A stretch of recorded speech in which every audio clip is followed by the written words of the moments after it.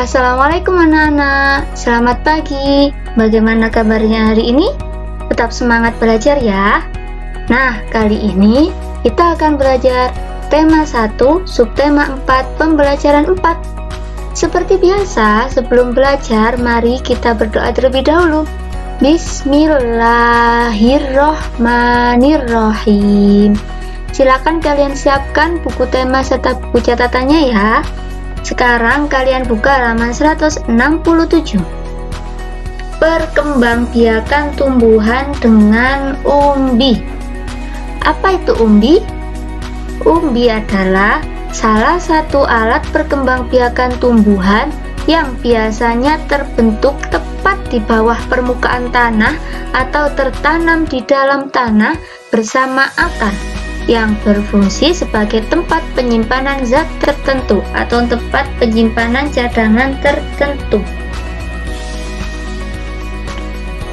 Jadi umbi ini biasanya ada di dalam tanah seperti itu. Kemudian ini contohnya: wortel, bawang, singkong, dan bakung. Ini adalah tumbuh-tumbuhan yang perkembangbiakannya melalui umbi atau dengan umbi. Selanjutnya, Ibu bacakan. Perkembangbiakan tumbuhan juga dapat dilakukan dengan umbi. Ada umbi batang, umbi lapis, dan umbi akar. Jadi umbi itu dibagi menjadi 3. Ada umbi batang, umbi lapis, dan umbi akar. Kentang dan ubi jalar adalah contoh tanaman yang berkembang biak dengan umbi batang. Bawang dan bunga bakung berkembang biak dengan umbi lapis. Sedangkan wortel dan singkong berkembang biak dengan umbi akar. Nah, sekarang kita belajar satu persatu. Yang pertama yaitu umbi batang. Umbi batang itu biasanya terbentuk dari batang yang mengembang. Kemudian, umbi batang itu tumbuh tunas pada bagian umbi batang, jadi tumbuh tunas. Selanjutnya, memiliki akar tunggang. Nah, untuk contoh tanaman yang perkembangbiakannya menggunakan umbi batang yaitu ada kentang dan ubi jalar. Selanjutnya yaitu umbi lapis. Umbi lapis ini terbentuk dari lapisan daun yang tersusun bertumpuk. Kemudian tumbuh tunas pada bagian pangkal daun. Selanjutnya memiliki akar serabut. Akar serabut ini yang gini ya, akarnya kecil-kecil gini. Ya, contoh tumbuhan yang berkembang biak dengan umbi lapis yaitu bawang dan bunga bakung. Nah, kenapa ini bawang merah disebut umbi lapis? Karena di sini bawang merah ini memiliki umbi yang terbentuk dari tumpukan pangkal daun yang tersusun rapi dan berlapis-lapis. Coba kalian kalau melihat ibu kalian memotong bawang merah, pasti kayak ada berlapis-lapis gitu kan, ada lapisannya. Oleh karena itu bawang ini disebut dengan umbi lapis. Selanjutnya, umbi akar. Umbi akar ini terbentuk dari akar yang mengembang. Kemudian tumbuh tunas pada bagian umbi akar dan memiliki akar serabut. Akarnya serabut sama kayak umbi lapis. Kalau umbi batang itu akarnya tunggang. Nah, tumbuhan yang berkembang biaknya dengan umbi akar yaitu ada singkong dan wortel.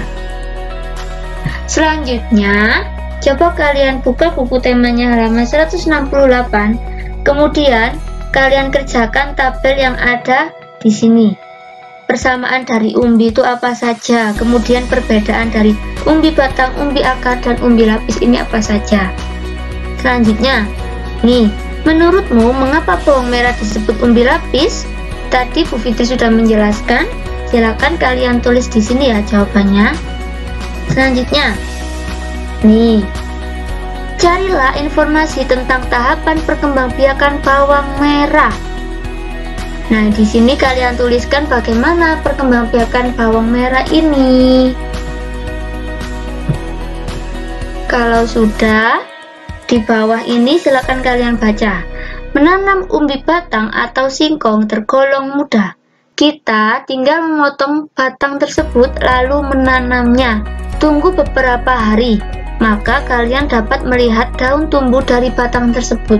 Cara menanam singkong ini dengan memotong batangnya, kemudian ditanam saja. Selanjutnya, di sini ada permainan di halaman 170 ini. Yang pertama, siapkan garis batas sebagai garis tanda awal lompatan. Yang kedua, siapkan batang untuk alat mengukur lompatan. Yang ketiga, mulailah mengambil ancang-ancang. Yang keempat, berlarilah sampai garis batas lompatan. Yang kelima, melompatlah sejauh-jauhnya dari garis tersebut. Kemudian beri tanda batas hasil lompatanmu.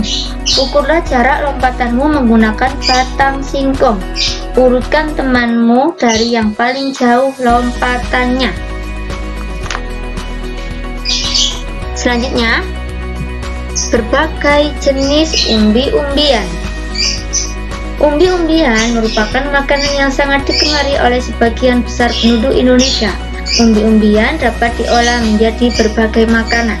Ini contohnya, singkong ini dapat diolah menjadi keripik singkong, kemudian ada kentang jadi keripik kentang, seperti itu. Jadi umbi-umbian ini dapat diolah menjadi berbagai macam makanan. Nah, tugas hari ini silakan kalian kerjakan tema halaman 168 sampai halaman 172. Untuk halaman 170 cukup kalian baca saja ya, tidak perlu dipraktekkan. Selamat mengerjakan. Tetap semangat ya anak-anak. Assalamualaikum warahmatullahi wabarakatuh.